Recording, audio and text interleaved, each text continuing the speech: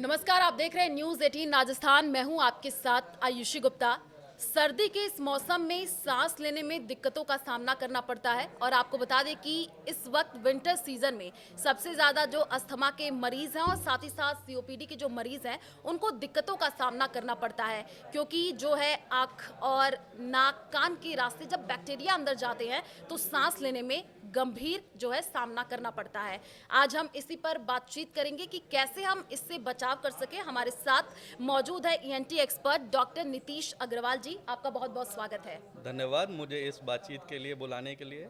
And जो भी मेरे व्यूज़ हैं इस टॉपिक के ऊपर मैं बिल्कुल शेयर करूंगा। नीतीश जी, क्योंकि अभी देखा होगा आपने कि विंटर्स का सीजन है, जी एक्यूआई की बात कर ले, पिछले जी कई दिनों 400 के पार रहा। बिल्कुल बिल्कुल। जो दिक्कत लोगों को हो रही है सबसे ज्यादा सांस लेने में, हाँ जी। बचे कैसे? सबसे ज़्यादा जो परेशानियाँ, वैसे तो पूरी जो जनता है वो परेशान रहती है, बट जो एक्सट्रीम्स ऑफ एज हम बोलते हैं, बहुत छोटे बच्चे यानी कि नर्सरी केजी क्लास तक 5 से 7 साल की उम्र तक के बच्चे, खासतौर पे नवजात शिशु, और दूसरा जो एक्सट्रीम ऑफ एज है 50 से 60 साल के ऊपर के लोग, खासतौर पे जिनको हृदय बीमारी है, सीओपीडी है, डायबिटीज़ है, ये लोग खास तौर पे परेशान हैं, क्योंकि ऑलरेडी वो एक बीमारी से ग्रस्त हैं, इम्यूनिटी उनकी हर्ट रहती है, बच्चों में भी वो इम्यूनिटी नहीं डेवलप होती इस एज तक, तो फिर उनको वो परेशानियां सांस की ज़्यादा आती हैं। क्योंकि इम्यूनिटी बढ़ाने को लेकर के कोविड के बाद से आपने देखा होगा लोग बिल्कुल, बहुत फोकस्ड बहुत रहे, जोर है, बहुत। क्योंकि कोविड के टाइम पर राइट। इम्यूनिटी कमजोर थी, इस वजह से लोग कोविड का शिकार भी हुए थे। बिल्कुल। इम्यूनिटी बढ़ाए कैसे, क्योंकि कॉमन क्वेश्चन लोगों में यही रहता है। मुझे लगता है इस सवाल का सबसे अच्छा जवाब ये है कि हमें अपनी जड़ों में वापस जाना होगा। जड़ों में वापस जाने से वो खान पान, वो दिनचर्या और वो सब स्वास्थ्य रिलेटेड जो भी हमारी हेल्थ से रिलेटेड हम प्रैक्टिसेस रखते थे अपने दादा दादी, नाना नानी और उससे भी पुराने समय में, जैसे कि सुबह जल्दी उठना, टहलना। हालांकि इसमें एक कैच है कि अभी जो एयर क्वालिटी हम देख रहे हैं इसमें एडवाइस रहती है कि जो मरीज़ ऑलरेडी सांस की गंभीर बीमारियों से ग्रस्त हैं वो हाँ। सुबह ना निकले धूल में, लेकिन अदरवाइज 12 में से ये 10 महीने जब हवा हमारी संतुलित रहती है, बाहर निकले, टहले, व्यायाम वर्जिश करें, एटलीस्ट आधा घंटा, कम से कम आधा घंटा डेली का एक रूटीन बनाया जाए। दूसरा, खान पान, जो बच्चों में आजकल सबसे बड़ा प्रचलन है। मेरे पास भी जो पेशेंट दिखाने आते हैं ओपीडी में, उनका अगर आप पूछें कि खान पान कैसा है, तो उनके लिए एक बहुत नॉर्मल बात हो गई है कि हम हफ्ते में 2 दिन तो बाहर खाते हैं। हाँ। आप कैसा भी बाहर खाइए, वो घर के खाने की बराबरी नहीं कर सकता है। सादा खाना, कम तेल मसाला, जिसमें चीज़, बटर, घी, मेयोनीज़ ये कम से कम हो। जितनी मात्रा शरीर को ज़रूरी है वो तेल और घी में घर के खाने में पूरी होती है। तो हम संतुलित आहार रखें, व्यायाम वर्जिश करें, और तीसरी ज़रूरी चीज़ है कि हम अपनी नींद को भी, जिसको लोग इग्नोर आजकल सबसे ज़्यादा कर रहे हैं, युवा आईटी फील्ड में नाइट शिफ्ट में काम कर रहे हैं, बाकी भी बहुत सारी ऐसी फील्ड है, बच्चों को फ़ोन की आदत है, सोने तक स्क्रीन टाइम रहता है, एक एक दो दो बजे तक छोटे छोटे बच्चे स्क्रीन पे हैं, और बाकी भी लोग। मुझे लगता है स्क्रीन टाइम एक ऐसी चीज़ हो गई है कि सोने से पहले सबको एटलीस्ट स्क्रीन टाइम 1 से 2 घंटा चाहिए। बिल्कुल। उससे जो आपकी नींद पे अफेक्ट पड़ता है, जो शरीर की एक सर्कैडियन रिदम हम बोलते हैं मेडिकल लैंग्वेज में, कि शरीर को पता है कि कब हमें सोना है, कब उठना है, उससे जब हम छेड़छाड़ करेंगे तो वो भी इम्यूनिटी पे और मानसिक के साथ साथ शारीरिक हेल्थ पे भी असर डालती है। हाँ, क्योंकि आपने बच्चों की बात की है, जाहिर सी जी बात है बच्चे बहुत ज़्यादा बाहर के खानों के एडिक्टेड हो जाते हैं। बिल्कुल। पिज़्ज़ा बर्गर तो वीकेंड पे चाहिए ही चाहिए, बिल्कुल चाहिए। उनकी छुट्टी रहती है, और स्क्रीन टाइमिंग भी बच्चों की ज़्यादा बढ़ जा रही है, तो बिल्कुल। जाहिर सी बात है इससे तनाव भी बढ़ रहा है। बिल्कुल बढ़ तो रहा है। बच्चों में आजकल टॉन्सिल्स की दिक्कत सर्दियों के समय सबसे ज़्यादा देखने को मिलती है। बिल्कुल।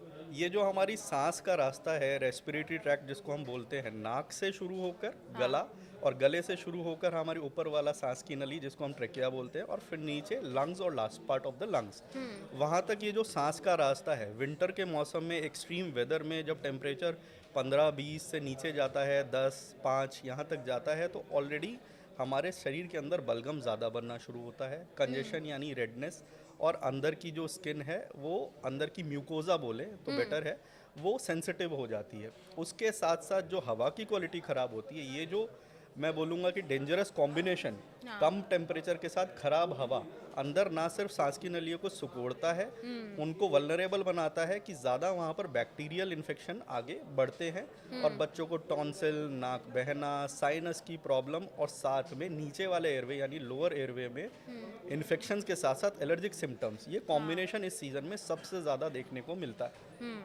डॉक्टर नीतीश, आपसे एक और चीज़ समझना चाहेंगे क्योंकि अभी विंटर का सीजन है, आप मौसम भी देख रहे हैं, दिल्ली एनसीआर और नोएडा में, राजस्थान में भी हल्की फुल्की बूंदाबांदी का दौर देखने जी, को मिल जी, रहा है। जी। सर्दी जुकाम, इससे मुझे लगता है कि हर कोई ग्रसित है। ऑफिस में भी हम देख रहे हैं लोग आ रहे हैं सर्दी जुकाम से परेशान है। क्या मास्क लगाना चाहिए अभी? मास्क लगाना चाहिए अगर हमें पता है कि हमारे आसपास में जिस इंसान के साथ हम उठ रहे हैं, बैठ रहे हैं, हमारे नेक्स्ट टेबल पे बैठा है, अगर वो ऑलरेडी छींक रहा है, खांस रहा है, बुखार से ग्रसित है, तो क्योंकि ये ज़्यादातर जो इस सीज़न में होने वाले जो ये बीमारियां हैं, या तो ये एलर्जिक मिलेंगी आपको या फिर ये वायरल मिलेंगी।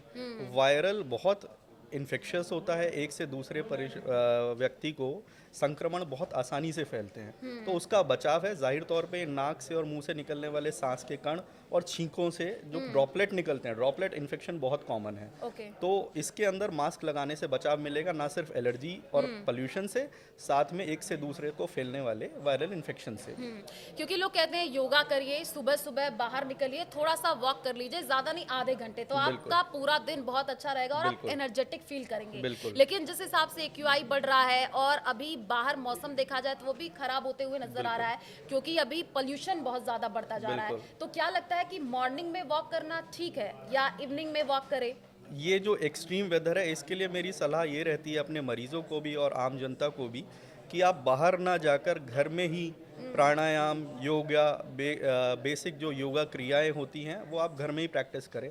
सिर्फ फिजिकल हेल्थ नहीं, हमें रेस्पिरेटरी हेल्थ पर भी ध्यान देना है, और उसके लिए सबसे अच्छा है कि हम सांस यानी प्राणायाम वाली जो जितनी क्रियाएं हैं उसका हम प्रैक्टिस करें, जिसमें अनुलोम विलोम, कपालभाति और बाकी रेस्पिरेटरी एक्सरसाइजेस भी बहुत हेल्पफुल है, बट वो घर पर ही करी जा सकती हैं। आपको ज़रूरत नहीं है इस खराब हवा के माहौल में आप बाहर निकले, घर में ही 15-20 मिनट या आधा घंटा निकाल कर घर में ही सारा परिवार ये प्रैक्टिस करे, तो घर में भी उतना लाभ मिलेगा जितना बाहर जाने पर मिलता है। डॉक्टर, अभी इस समय में आपके पास कैसे मरीज ज्यादा आ रहे हैं, उनको क्या समस्याएं बेसिकली आप देख रहे हैं जो हो रही है, और उनको बचाव कैसे करना? सबसे बड़ी समस्या जो इस समय पर देखने में आ रही है, पहले नंबर पर है खांसी की समस्या, खांसी, हाँ। जिसमें बलगम वाली खांसी कम और सूखी खांसी की समस्या ज़्यादा है। दूसरा, कुछ लोगों में साइनोसाइटिस की दिक्कत यानी नाक से लगातार बलगम आना, नाक के अंदर कुछ हिस्से होते हैं जहाँ पर साइनस होते हैं और उसमें बलगम जम जाना और बाद में वायरल से बैक्टीरियल इन्फेक्शन होना। क्योंकि नाक, कान, गला और सांस का पूरा रास्ता अंदर से जुड़ा है, तो कभी कभी ये इन्फेक्शंस कान तक भी जाते हैं, जिसमें कान में दर्द होना, भारीपन होना भी लाजमी है। अब इसमें हम दो चीज़ कर सकते हैं। पहला जो सबसे ज़रूरी है, जैसा हमने बात की कि हम कुछ प्राणायाम वगैरह प्रैक्टिस करें रेगुलर बेसिस पे।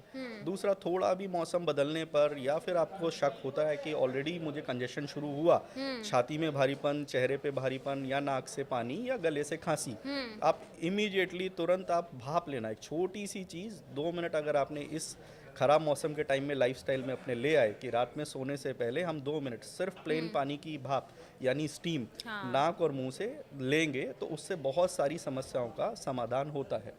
खांसी की आपने बात करी, लोग कहते हैं कि गुनगुना पानी पी लीजिए सुबह सुबह, गरारा जिसको गार्गल भी कहते हैं, कि कर ले तो उससे जो है गले को राहत मिलती है। और कई बार दिन में भी कहते हैं कि गर्म पानी पीते रहिए, तो क्या गर्म फिर ठंडा पानी पीते हैं तो उससे भी नुकसान होता है? नुकसान बिल्कुल होता है, लेकिन इसमें भी एक बात ध्यान रखने वाली ये है कि जैसे कोविड के टाइम पे भी हम लोगों ने देखा और ये सब चीज़ों के सब लोगों के एक्सपीरियंस में आया कि लोगों ने किसी भी चीज़ की बहुतायत एक्सेस किया तो वो नुकसान ही देगा। जैसे कि अगर काढ़ा बोला गया तो लोगों ने दिन में 4 बार 5 बार काढ़ा पीना शुरू किया। बिल्कुल। इसी तरीके से गर्म पानी को भी संयमित, नियंत्रित टेम्परेचर के ऊपर ही लेना है। तापमान ऐसा नहीं कि बिल्कुल उबलता हुआ सिप करके आप पी रहे हैं, नहीं तो उससे बॉडी में डिहाइड्रेशन और ब्लोटिंग यानी कि गैस की समस्याएं बढ़ जाएंगी। तो पानी सिर्फ निबाया या गुनगुना जैसा बोलते हैं ल्यूकवार्म, वैसा पीना है, या रूम टेम्परेचर भी चलेगा अगर बहुत ठंडा नहीं है। तो गले को गीला रखना है, तर रखना है, समय समय पर 2-2 घूंट पानी के पीते रहना है, पेट नहीं भरना है और बहुत गर्म नहीं पीना। और इसके साथ मैं एक चीज़ जोड़ना चाहूँगा कि ये जो जितने रेस्पिरेटरी इन्फेक्शंस यानी कि सांस की नली के इन्फेक्शन इस समय में हम देखते हैं, ये ज़्यादातर सूखे मौसम में होते हैं, यानी जिसको पुराने समय में सूखी सर्दी भी बोलते थे। जैसा हम अभी महसूस कर रहे हैं कि बारिश आ गई, आप इस चीज़ को एक्सपीरियंस करिएगा कि अगले आने वाले 1 हफ्ते से 10 दिन में ये ज़्यादातर सूखी खांसी के केसेस ख़त्म हो जाएंगे, क्योंकि जैसे हवा में नमी आती है। तो अब यहाँ से दूसरी चीज़ लिंक होती है कि लोग टेम्परेचर मेंटेन करने के लिए सेंट्रली हीटेड सिस्टम, ब्लोअर, गर्म हवा वाले उपकरण सब ये इस्तेमाल करते हैं। इससे भी जो सूखी ऑलरेडी हवा है, उससे और सूखी हवा होती है, नमी वो सोख लेता है रूम की, और सांस के रास्ते को इरिटेशन और खांसी बढ़ती है। तो मेरी सलाह है कि अगर हाँ घर में छोटा बच्चा है, कोई बीमार व्यक्ति है, तो आप यूज़ कीजिए, लेकिन लिमिटेड यूज़ और डायरेक्ट हवा मुंह के ऊपर ना आए, और पूरे दिन उस एनवायरनमेंट में नहीं रहना है। ओके। क्योंकि आपने बात करी है कि सांस लेने में दिक्कतें हो रही हैं और लंग्स के ही रास्ते जब बिल्कुल। जाहिर सी बात है लेते हैं सांस, तो यहीं से दिक्कत होता है। नाक के रास्ते से कई तरीके की पॉल्यूशन भी जाते हैं, बिल्कुल। और आंखों में तो आजकल देखा जा रहा है कि पानी जलन, अपने आप जलन पानी। और पानी निकल रहा है, तो लोग परेशान हो रहे जी। हैं। गॉगल्स, मान लीजिए कि बाहर जब जा रहे हैं, ट्रैवल कर रहे हैं या निकल रहे हैं, बाइक से आ रहे हैं, तो लोग गॉगल्स लगा लेते हैं या स्पेक्ट लगा लेते हैं। बिल्कुल। तो इस तरीके से सावधानी आप बरत सकते हैं। अच्छा, एयर प्योरीफायर जो मेरे हाथ में है आजकल, इसका भी लोग इस्तेमाल करते हैं, क्या जी। ये सूटेबल है और हेल्पफुल है? इसके बारे में बोले तो ये थोड़ा सा मुझे ऐसा लगता है कि ये गिमिकी यानी कि दिखावे वाली चीज़ है। अच्छा। इसका असर बहुत ज़्यादा नहीं होता है। जो प्रॉपर हमारे यहाँ रूम के लिए, हॉल के लिए हेपा फिल्टर वाले फिल्टर्स आते हैं, अच्छे ब्रांड्स के आते हैं, वो इफेक्टिव होते हैं। But this is more of a gimmicky thing. इसका Okay. बहुत असर आपकी हेल्थ पे नहीं पड़ने वाला है, इसलिए मैं इसका एडवाइस नहीं देता। ओके, तो मतलब ये दिखावे के लिए है ज़्यादा, ज़्यादा, ज़्यादा। डॉक्टर यही कह रहे हैं। हाँ लेकिन जी। आप अपना खुद से ख्याल रखिए, क्योंकि ये बहुत ज़रूरी हो जाता है। डॉक्टर, एक और चीज़, जो जी। प्रेग्नेंट महिलाएं हैं, सुबह वो वॉक करने के लिए निकलती हैं, जी। थोड़ा सा योगा एक्सरसाइज भी घर पर करती जी। हैं, वो कैसे सर्दियों में बचाव करें? अगेन सवाल का जवाब लगभग वही है हाँ। जो पिछले सवाल में हमने दिया, हाँ। कि घर के अंदर रहें, प्रेग्नेंट फीमेल्स और बाकी जो उम्रदराज लोग हैं, छोटे बच्चे हैं, जितना हो सके घर के अंदर रहें। बाहर जाना अगर बहुत ज़रूरी है किसी कारणवश, मुंह को, नाक को प्रॉपर मास्क से ढकना है। ऐसा नहीं कि सिर्फ मुंह पे रखा है, नाक से ही ह्यूमन ज़्यादातर जो इंसान है सांस लेता है, तो नाक को भी ढकना उतना ही इम्पॉर्टेंट है जितना मुंह को ढकना। मास्क प्रॉपर यूज़ करें, उसके बाद घर में रहें। अगर समस्या ज़्यादा है तो इन 2 महीने में, दिसंबर जनवरी, लगभग हम मानते हैं कि एयर क्वालिटी ख़राब रहती है। एक अच्छे क्वालिटी का हेपा फिल्टर वाला आप एयर प्यूरीफायर यूज़ कीजिए, और इसके अलावा जितना हो सके अपने सांस के लिए प्राणायाम, एक्सरसाइज कीजिए। रात में सोने से पहले सिर्फ 2 से 5 मिनट सादे पानी की भाप लेकर सोइए, तो आपके सांस के रास्ते को बहुत आराम मिलेगा। और एक चीज़ मैं जोड़ना चाहूँगा कि इसी के साथ में पुराने सवाल जो एयर फिल्टर का आपने पूछा था, उसमें एक चीज़ जोड़ना चाहता हूँ कि आम जनता को मैं ये कभी एडवाइस नहीं दूंगा कि आप लोग रेगुलर बेसिस पे एयर प्यूरीफायर, रूम प्यूरीफायर की हैबिट अपने आप को या अपने बच्चों को डालें, क्योंकि इसके पीछे कुछ थ्योरीज हैं। आप जैसे germ theory, hygiene theory, WHO बोलता है, बहुत रेलेवेंट है कि आप बच्चे के सांस के नली को और अपने डेवलपिंग एज के बच्चे को आज से उतनी शुद्ध हवा की आदत डाल देंगे जो शायद उसको बाहर के एनवायरनमेंट में कभी नहीं मिलेगी। तो वो बच्चा जब कल को बाहर निकलेगा, उसी हवा में उसको पूरी ज़िंदगी रहना जीना है, तो उसको समस्याएं ज़्यादा आएंगी। ये मशीन, ये उपकरण, एयर फिल्टर सिर्फ तब यूज़ करना है जब बच्चे को बेहद ज़्यादा समस्या है सांस की। अदरवाइज आप कोशिश करें कि बच्चे को सिर्फ इंडोर रखें, उतना काफ़ी है। ओके, एलर्जी की भी बात करेंगे, क्योंकि कई लोगों को एलर्जी भी हो जा रही है, रेडनेस चेहरे पर आ जा रही है, पफिनेस आ जा रही है, वो बिल्कुल। कैसे बचे इससे? सभी लोगों को जो भी समस्याएं हैं, अगर चेहरे पे आप रेडनेस की बात कर रहे हैं, पफिनेस की, तो एलर्जी ना सिर्फ हमारे सांस के रास्तों को असर करती है, जितनी म्यूकस मेम्ब्रेन, जैसे कि आँख भी आपने पहले बोला कि आँखों को असर करती है। स्किन के ऊपर भी अगर वेरियस पॉल्यूटेंट्स, केमिकल्स आकर असर करते हैं, तो कुछ लोकल इरिटेशन, कभी कभी रेडनेस और ये सब होता है। सबसे अच्छा समाधान है नारियल का तेल, एंटी बैक्टीरियल और एंटी फंगल प्रॉपर्टीज़ के साथ आता है। साथ में आप स्किन को मॉइस्चराइज रखिए। हम लोग हॉट वाटर बाथ लेते हैं, उससे भी स्किन के ऊपर ड्राइनेस आती है। ड्राई स्किन के अंदर क्रैक्स और उसकी वजह से पोल्यूशन का इफेक्ट ज़्यादा होता है। तो इट इज़ इम्पॉर्टेंट, ये बहुत ज़रूरी है कि आप हर बार स्नान के बाद, नहाने के बाद कोई ना कोई नॉर्मल जो भी आप घर में मॉइस्चराइज़र यूज़ करते हैं, लोशन यूज़ करते हैं, अच्छे से अप्लाई करें।